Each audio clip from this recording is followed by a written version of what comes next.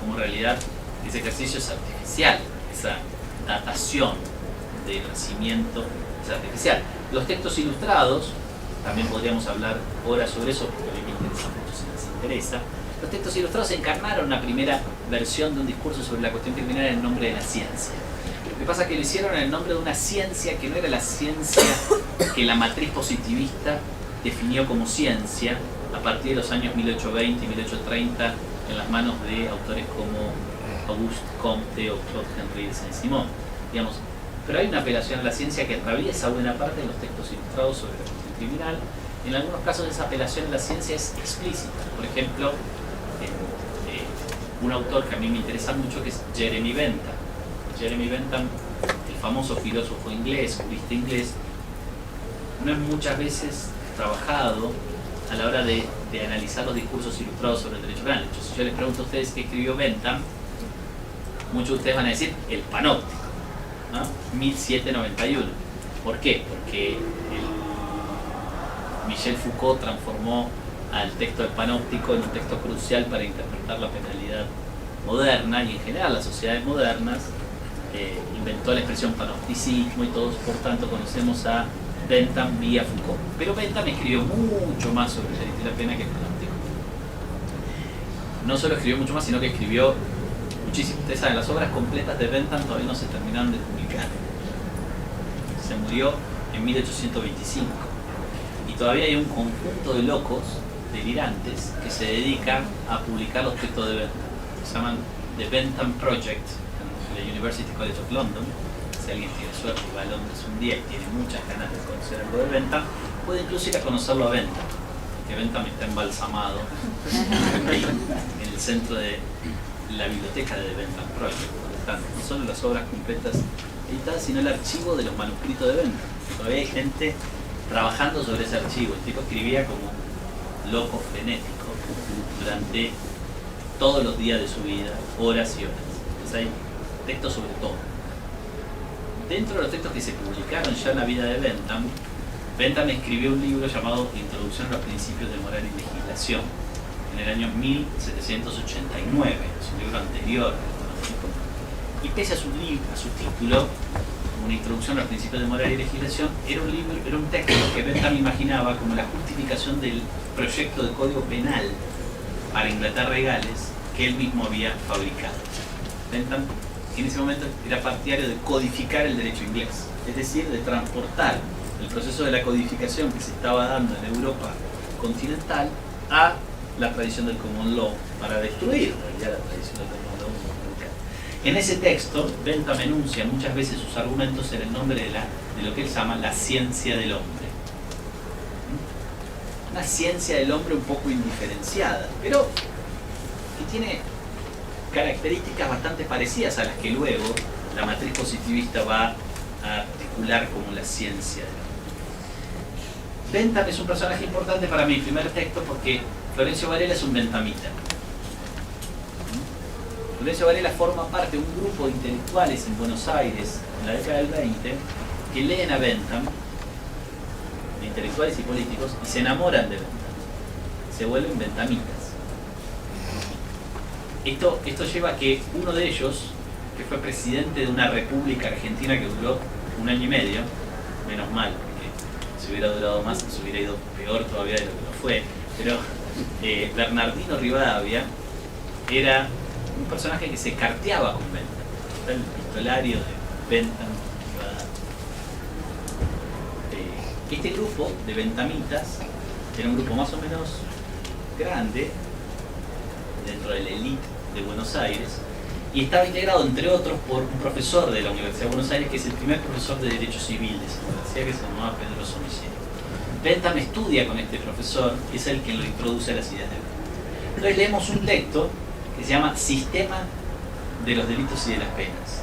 No se gastó mucho pensando el título, produce un poco el título becariano, y es un texto que está plagado de ideas de Bentham y de Beccaria, ¿no?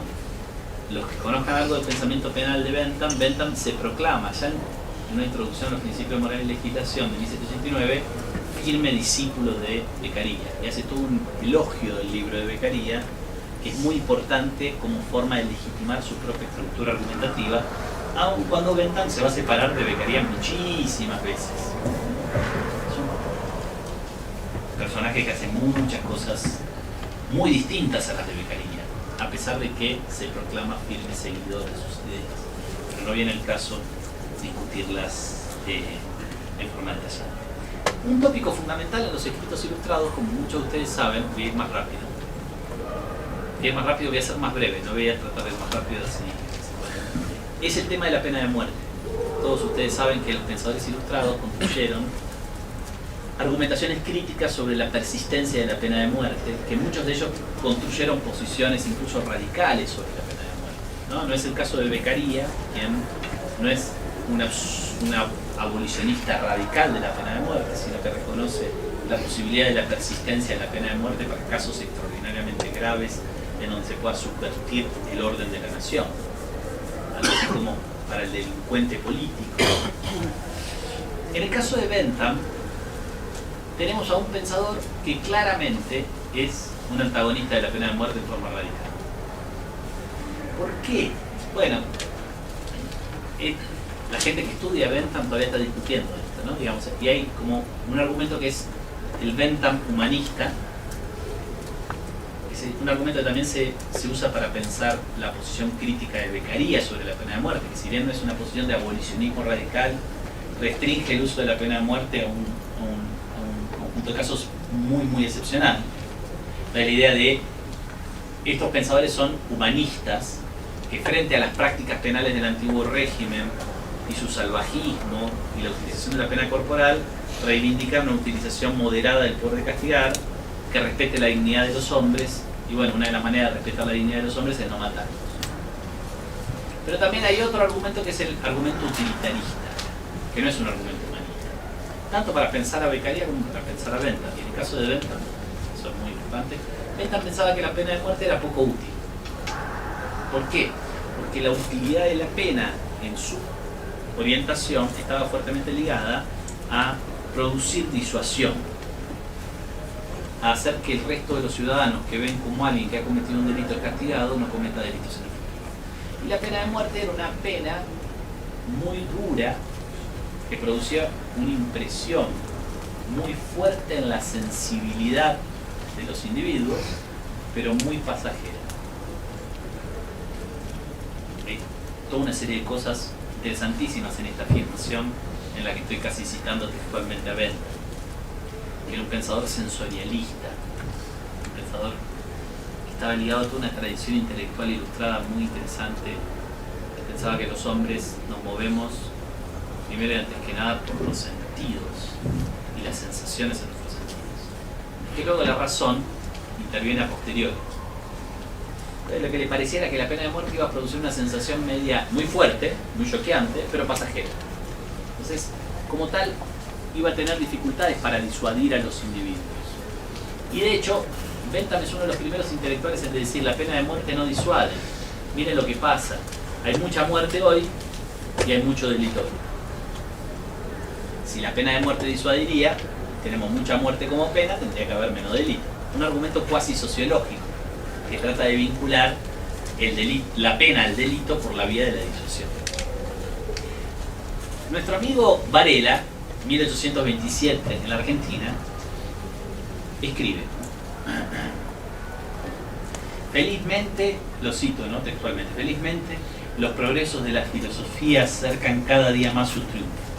Tarde o temprano lo conseguirán. ¿Y cuánto entonces habrá ganado la causa general de la humanidad? Ojalá ya hubiera llegado el día de gala para la humanidad en que todo el mundo viese abolidos los asesinatos legales. Más allá de la parafernalia poética, es un texto donde se afirma fuertemente la necesidad de abolir la pena de muerte. Aquí está afirmada en términos filosóficos esa necesidad, debe ser.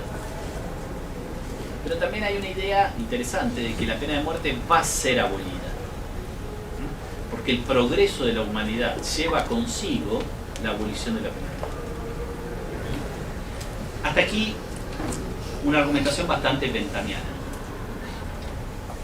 La pena de muerte debe ser abolida, la pena de muerte va a ser abolida. ¿Vamos bien? ¿Se entiende en portugués el debe y el va a ser, no? Ahora, acto seguido Varela dice, otra cuestión es si podemos abolir la pena de muerte ahora y acá.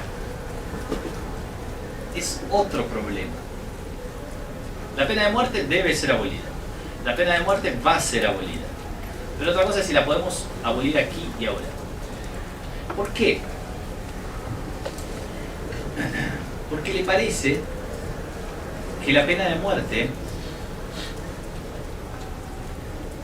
para poder ser abolida, necesita de ciertas condiciones que en Buenos Aires, en 1827, no están presentes. ¿Y cuáles son esas condiciones? Bueno, simplemente una disposición de las masas para obrar por resortes menos crueles. Lo leo porque es mejor. Prometo que en los otros dos ejemplos no voy a leer nada porque si no... Pero aun cuando mi opinión desapruebe esta pena, la pena de muerte,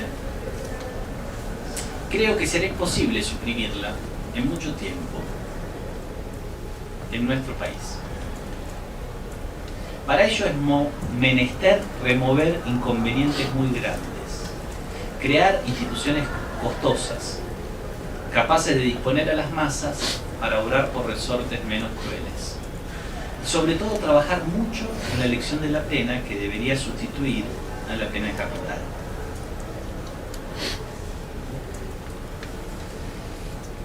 Ninguna, cito otra frase, ninguna idea es para el vulgo,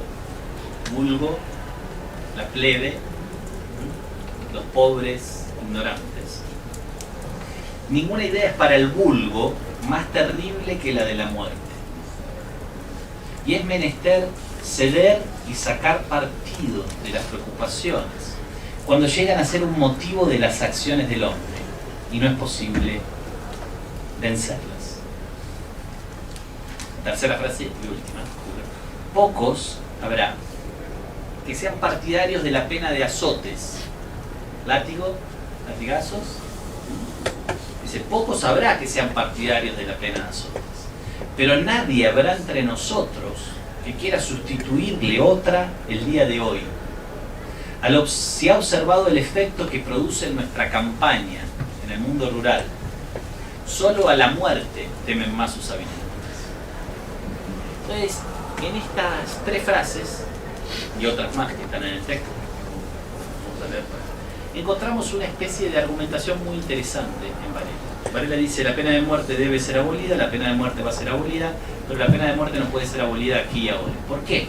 Porque la pena de muerte se utiliza para disuadir a las masas, que son de donde se nutre las personas que cometen delitos. El vulgo, la plebe, este conjunto de individuos ignorantes tiene una sensibilidad endurecida. Esta es una frase súper ventamiana, muy ligada a la obra de Bentham, aunque para decir lo contrario de lo que dice Bentham. Dice, las masas están compuestas por individuos que tienen una sensibilidad endurecida. ¿Qué quiere decir eso?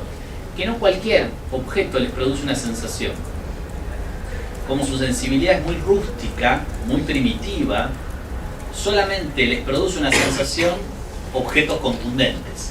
Si el objeto ahora es la pena, no podemos amenazar a los individuos para que no cometan delito con una pena que los privaría del dinero que no tienen o de la libertad que no valoran. Tenemos que amenazarlos con una pena que impacte en su sensibilidad endurecida, la muerte o incluso la integridad física, la pérdida de la integridad física, los azotes. Entonces, dice Varela, podemos lograr en algún momento que las masas, los campesinos del mundo rural en Buenos Aires, obren por resortes menos crueles, es decir, obren por motivaciones que no pasen por estos niveles de crueldad. Pero aquí y ahora no lo podemos hacer. Esto requiere el progreso de la humanidad. Instituciones gubernamentales, instituciones educativas muy costosas. En algún momento lo vamos a lograr. Ya va a llegar el día de gala para la humanidad, como dice Varela. Pero mientras tanto, pena de muerte e incluso pena de azotes.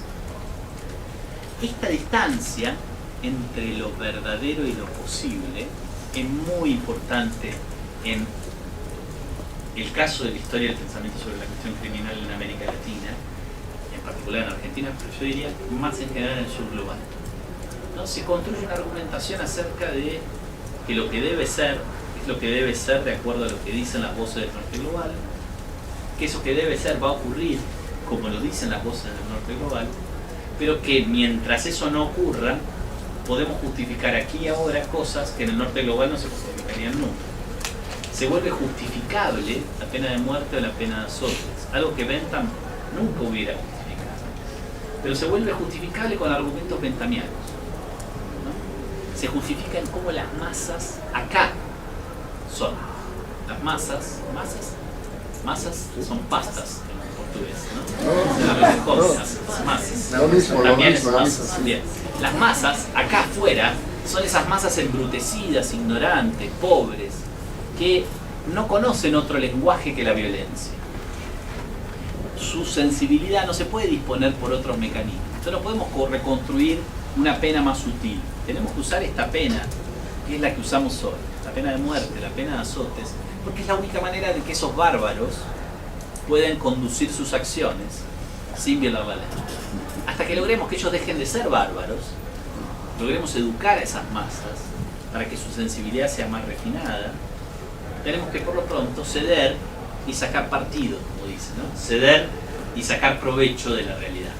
Entonces hay que seguir usando la pena de muerte y la pena de azotes. Lo verdadero, lo deseable y lo posible. Esta decisión entre lo verdadero y lo posible es muy importante en el pensamiento sobre la cuestión criminal en Argentina en el siglo XIX. Y aparece y reaparece constantemente. Y es una invención extraordinaria en este proceso de traducción. Segunda historia, mucho más breve. En 1888 se publica en Buenos Aires el primer libro de criminología positivista. Ese libro se llama Los hombres de presa. Es un título difícil, creo, de traducir a cualquier lengua, porque también es de español antiguo. Sería los hombres que depredan, los hombres que hacen a otros hombres sus presas y las depredan. Los hombres de presa son los delincuentes. Su autor se llamó Luis María Drago. El libro se publicó en 1888. En 1890, el libro fue traducido al italiano y se publicó con el título I criminali nati, los delincuentes natos, que no es igual a los hombres de presa. En la traducción se produjo en la casa Fratelli Brocca de la ciudad de Torino, que era la casa editorial donde publicaba sus libros Cesare Lombroso. Y se publicó con una introducción de 37 páginas de Cesare Lombroso.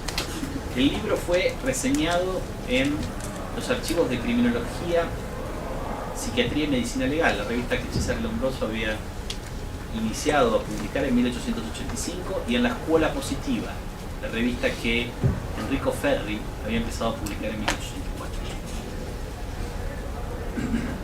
Se transformó en un texto en donde el puente entre Italia y Argentina, el sur y el norte, para estos casos, para este tema concreto, se articuló de forma muy clara. En las recensiones del libro de Luis María Drago en italiano, Enrico Ferri y Raffaele Garofalo, que son quienes lo reseñan, no lo reseñan autores menores, marginales, jóvenes que recién están empezando a involucrarse en la criminología positivista, lo reseñan voces muy importantes, proclaman todo el tiempo cómo el autor argentino ha hecho suyas, para pensar el problema del delito, las ideas de la criminología positivista.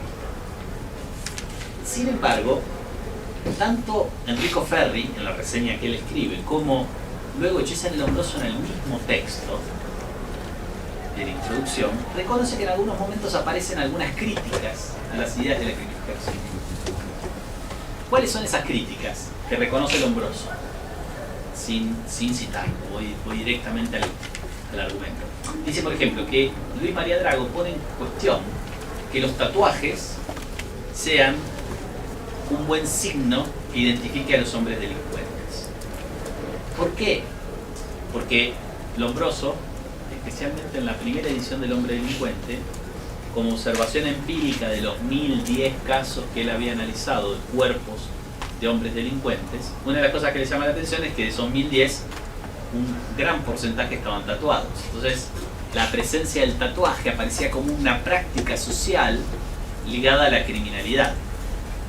Lo que dice Drago es: los marineros en la Argentina se tatúan todos, y ninguno de ellos, o no todos, son criminales. Segunda observación crítica de Drago, perdón, no sé si se entiende, no dice más nada de Drago. Y Lombroso tampoco dice más nada, ¿no? La crítica es este ejercicio muy pequeñito de una observación empírica hecha por Drago, que contrasta la observación empírica hecha por Lombroso sobre un tema que en la argumentación de Lombroso no es marginal, sino que es ultra marginal.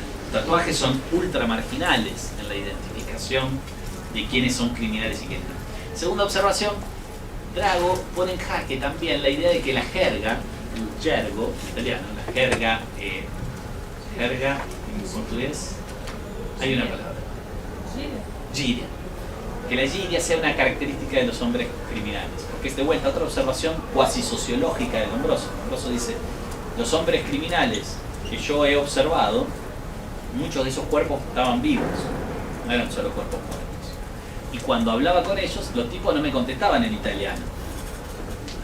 Me contestaban en un lenguaje muy raro que yo no entendía mucho, compuesto por un montón de palabras que tienen un significado especial, que es el lenguaje de los criminales, ¿no? La lengua que los criminales hablan, con la cual se entienden entre ellos. Entonces, por tanto, la jerga,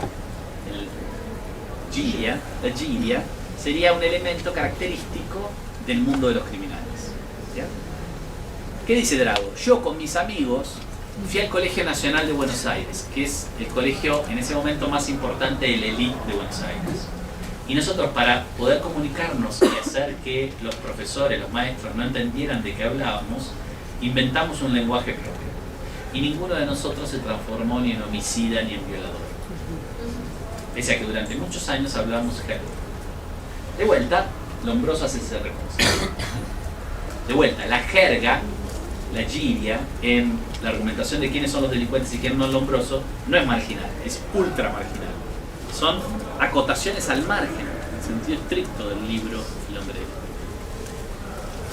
Entonces, fíjense que cuando Lombroso dice: este autor es muy importante, y es muy importante que lo leamos, y es muy importante traducirlo al italiano, dice: es muy importante porque él ha cogido nuestras ideas allá, no sabe muy bien de dónde queda Lombroso en 1888.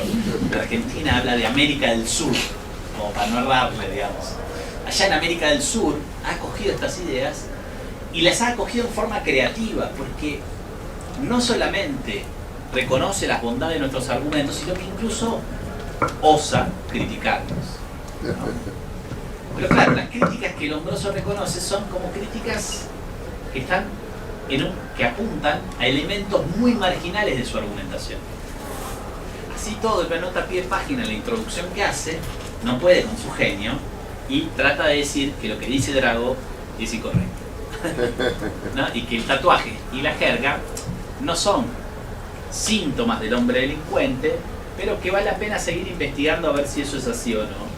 Y que en todo caso, Drago no nos da observaciones científicas sobre el asunto, sino simplemente observaciones que nacen de su vida cotidiana y no valen como observaciones científicas. ¿Bien? Ahora, ¿qué es lo más importante de este libro? Que Drago, en realidad, este libro ha sido leído muchas veces como un libro lombrosiano. Esto ha sido apoyado fuertemente en el hecho de que Lombroso hizo traducir y publicar el libro en italiano. Esto ha sido muchas veces facilitado por el hecho de que el mismo Lombroso dice: este es un gran libro que reproduce nuestras ideas. Sin embargo, el libro de Drago es bastante más complicado que eso. Drago dice, no lo voy a leer, ya corté la tentación, pero Drago dice explícitamente, 1888, que la idea de atavismo de Lombroso es aventurada. Que la idea de que el hombre delincuente es un ser atávico, un retorno a lo antiguo en el proceso de evolución de la humanidad, es una idea construida sobre la base de una serie de observaciones científicas débiles, que ha recibido muchas críticas, que Drago reseña por parte de antropólogos igualmente positivistas a Lombroso, pero que señalan que las características que Lombroso dice haber identificado como típicas del hombre delincuente no están presentes en los hombres delincuentes en general, y que hay muchos hombres delincuentes, y que al mismo tiempo están presentes en personas que no son delincuentes. Entonces, Drago dice, esta noción de atavismo hoy no está confirmada científicamente. Y sería bueno desembarazarnos de ella para pensar el fenómeno de la primera etapa. En 1888, poner en jaque la noción de atavismo para la tradición lombrosiana no era un elemento menor.